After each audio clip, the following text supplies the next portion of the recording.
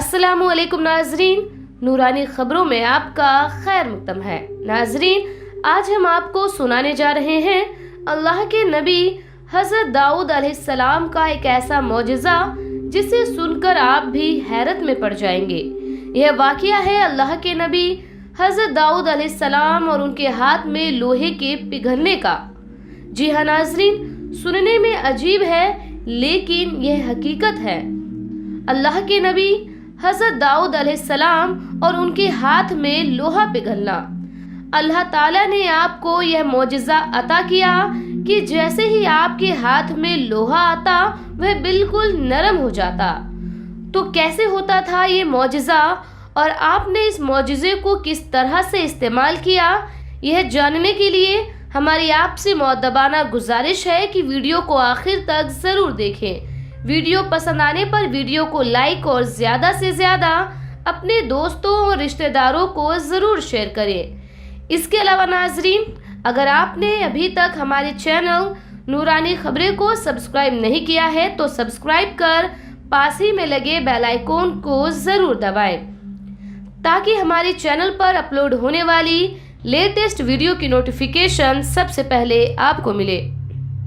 شاہی اور شہنشاہی کے باوجود اللہ کے نبی حضرت داؤد علیہ السلام سلطنت کے مال میں سے ایک ذرہ تک نہیں لیتے تھے اور اپنے اہل و عیال کی پرورش کا بھار بیت المال پر ہرگز نہیں ڈالتے تھے، بلکہ اپنی محنت اور حلال کی کمائی سے حلال روزی حاصل کرتے تھے اور اسی کو ذریعہ مال بناتے تھے۔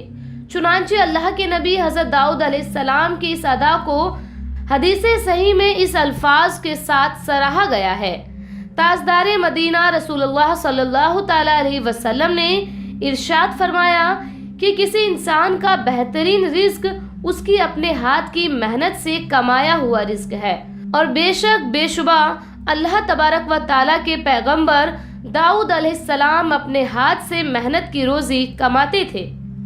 شیخ بدر الدین آئینی علیہ رحمان فرماتے ہیں، اللہ کے نبی حضرت داؤد علیہ السلام دعا مانگا کرتے تھے کہ اے خدایا ایسی صورت پیدا کر دے کہ میرے ہاتھ کی کمائی آسان ہو جائے، کیونکہ میں بیت المال پر اپنے معاش کا بوجھ نہیں ڈال سکتا۔ دراصل اللہ کے نبی حضرت داؤد علیہ السلام کا یہ پاک جذبہ اسی پیغمبرانہ امتیاز میں سے تھا جن کا ذکر قرآن کریم میں تمام اولو العزم پیغمبروں کے سلسلے میں تحریر ہے۔